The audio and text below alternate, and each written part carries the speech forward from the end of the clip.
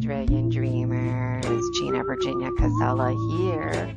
Welcome to Story Species, Story Medicine.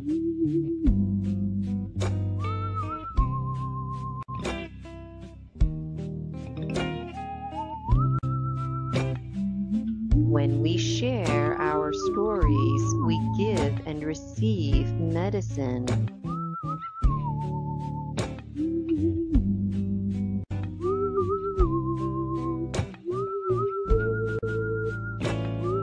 One of the best ways to heal is with the earth, and that's exactly what we do with each other right here on Story Species, Story Medicine.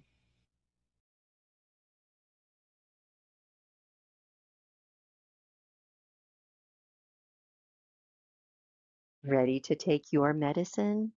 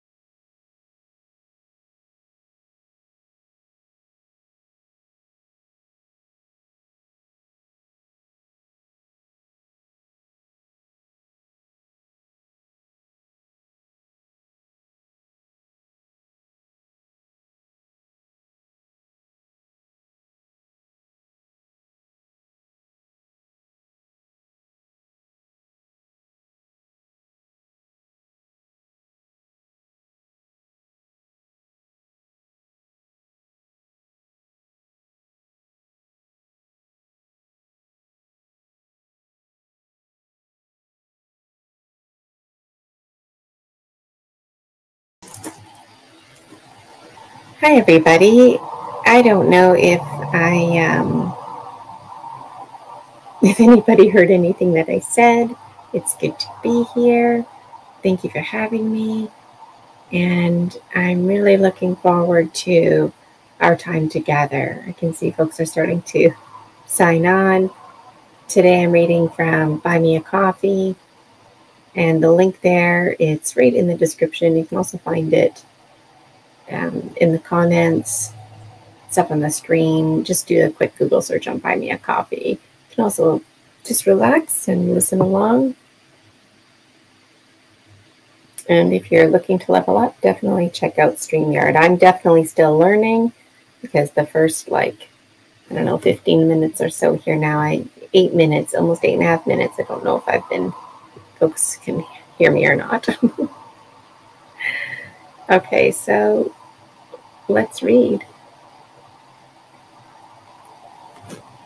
So my name is Gina, Virginia Casella, energy medicine practitioner, mind reprogrammer,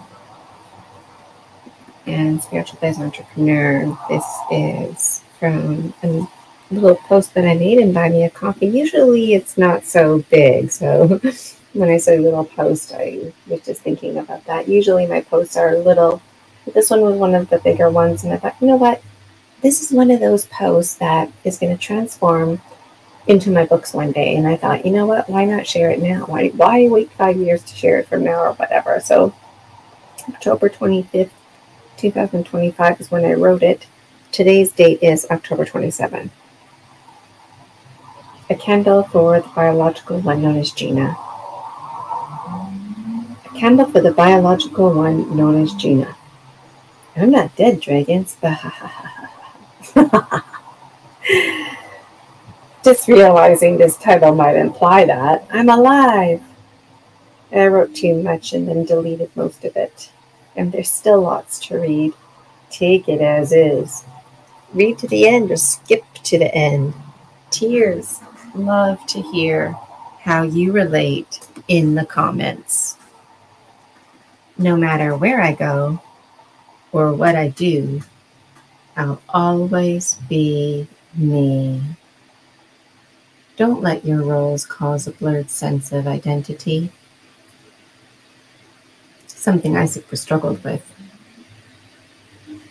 I spent most of my life trying to have a role because I confused having a role with having an identity, a life of meaning and purpose. I didn't know my place in the world, other than have taken on the role of daughter, sister, cousin, peer, and later take on the role of friend. I'd go on to take on more roles like colleague, cashier, teacher, dishwasher, union representative, director of operations, facilitator, hypnotherapist, and more. I felt like it was exciting to upgrade roles. Without a role, I felt like I didn't belong and felt disconnected from the community. Taking on roles helped me to embrace the community while learning life skills and training. Despite the roles I took on, I was always me under those uniforms, newsletters, presentations, desk, grill, ice machine. And that was a big problem for me. I was spending too many hours not embracing my authentic Gina-ness. You see, it was one thing to take on roles and learn some skills. It was another thing to take on employment I wasn't thrilled about. If it was safe, it was an opportunity to provide for myself, and so I took it. Eventually, I was able to join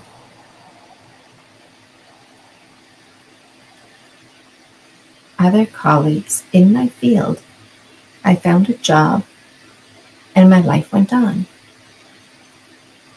Yet, as life went on, my roles were snuffing me out. It became more and more challenging to be me. There was no time to be me.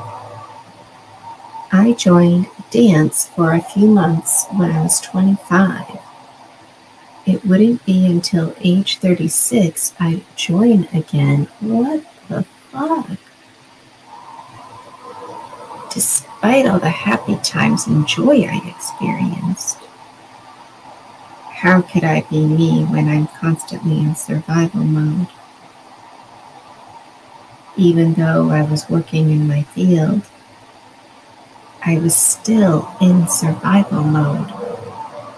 Sure, I pissed money away on things.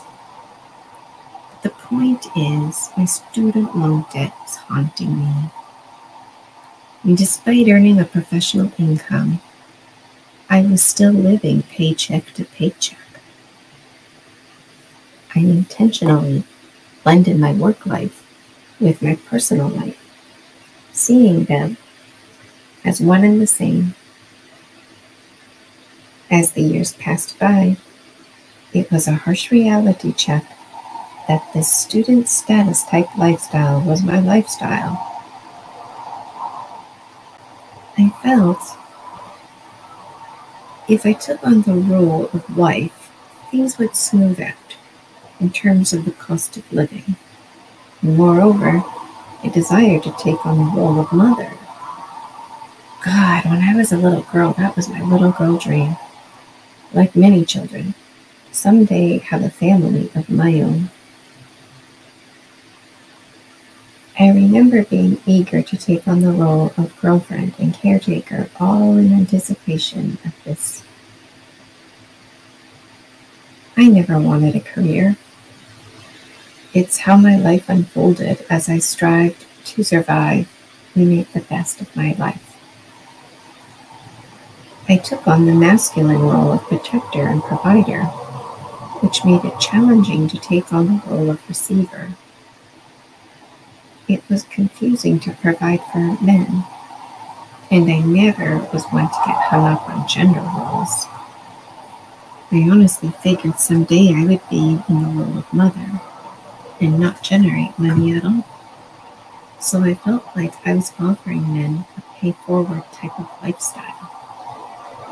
Those men were self-centered, and I was an idiot for not asserting my own value to myself. I always knew my value, but I never honored it because it seemed life wasn't honoring it. It seemed like my role was to take the shit end of the stick. I ended up having victim mentality trapped in the triangle of disempowerment. I'm not interested in the hero's journey anymore. Yet I recognize my conscious mind requires the structure to help me make connections. I took the bus most of my life and never appreciated standing out in the dark. It never mattered if it was morning or night. It was dark. How much did I really matter personally to the employer and community? Or was it my role that mattered? Most people don't care about the person serving them at the coffee shop. And respectfully, we have a business relationship.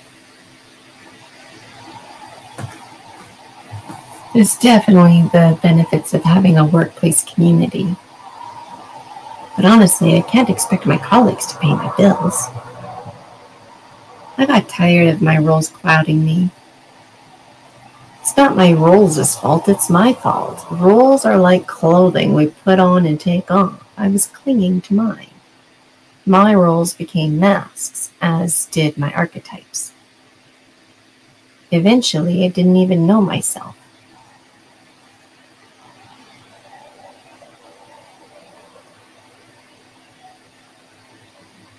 And it goes on. And if you're just tuning in, I'm reading directly from a post I made just a few days ago on Buy Me a Coffee. So I get tired of my roles clouding me, and I'm, in this victim mentality, and I stop blaming the world, right? So my roles became masks, as did my archetypes. And eventually I didn't even know myself, and one day the masks came off, and you can read all about it in my book series, Dragon Dreams. As I sink deeper into the shamanic teachings, I feel super mega beat up. And yet I'm feeling pretty good. There's so many things I don't like to admit. In short, I wrote a book called 40 Going on 14. Now it's like I'm 44 going on. Well, that's just it. Going on what? Feels like going on nothing. Going on timelessness. Going on age. I don't give a crap. That's how old I am. Because I am what I am not. I am not an age. That's the biological one known as Gina. I am multifaceted, spirit and biological wrapped up into one. The questions are not what am I, where am I, who am I, how am I, where am I. For me at this time, the ultimate question is, when am I? When am I? When am I happy, at peace, and simply being me? When am I expressing my true self and true essence? When is me? When am I? The answer is now. When? Now. We exist in a constant state of alchemy, and therefore we exist in a constant state of knowing. In truth, the only role is not to have a role. Not having a role is how to fulfill your role as an instrument of the higher source energy we all belong to. The subconscious mind knows everything, and our conscious mind can function like a secretary, not a puppet. In the past, I've done countless activities on atonement. All those journals are flashing through my mind. So many thoughts. My titles I highlight today: Energy Medicine Practitioner and Hypnotherapist, could change because I'm always learning, alchemizing titles. But no matter what, I'm always going to be me. And I like that. Recently, I had yet another intrusive entity extracted. I'm undergoing what is better known as soul retrieval. It's not pretty, I'll tell you that much. And not because it's my role to tell you, but because it's me. And I'll be offering soul retrieval to you dragon dreamers. It's something I've been doing on my own for years, and it requires the assistance of another, which is where I'm at in my journey, or when I'm at on my journey. The more I expand my thinking, the more I don't know how to communicate anymore. Point is, after the recent extraction, my colleague gave me homework to burn a candle honoring the person I am, not my roles. Unbeknownst to my colleague, it was extreme synchronicity. I never thought to burn a candle, yet everything she said was exactly about me, remembering who I am, the person I was before I even came here. If you've been following me, I just posted a video all about an extended vision quest I went on, which was also unbeknownst to my colleague. So the intrusive entity had a mental illness and was very scared and confused. He wasn't always like that. He was a lightish black cat with small yellow eyes that someone experimented on, giving him people-like legs. He didn't know his own breath or blood or mind anymore. I was able to come from a place of indifference and non-judgment during the extraction. Yet in this moment, which was when I wrote this article, I'm bawling my eyes out. He was just a little kitten when this happened, and he got away. He was left to fend for himself. He was scared and ran up a tree, never to come down. That tree, part of my heart.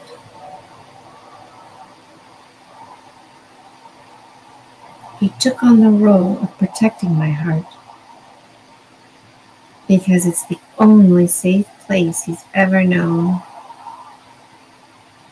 He didn't mean to become an intrusive entity. It was difficult having him extracted because he wouldn't go. At one point, he pretended to go. He's been with me since ancient times. And when he finally left, he didn't just leave me. He gave up his role, which was protecting my heart.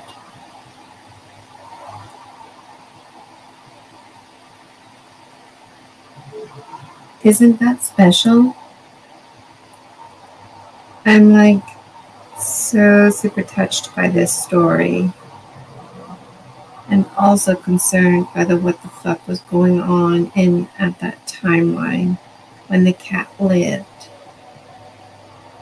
He didn't know what to do with himself, so he gave himself a role to protect my heart, but he is not his role. He is simply he.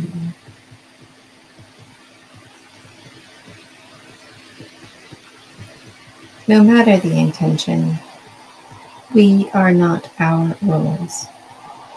Today, I'll be doing homework, stamping out all my roles. I might take on a role, but I'm not the role. I'm me, the biological one known as Gina. What are you up to this weekend? In winning and knowing, GBC. And there's a beautiful picture there. Buy me a coffee in this post. And I'm also updating the post on my YouTube channel. So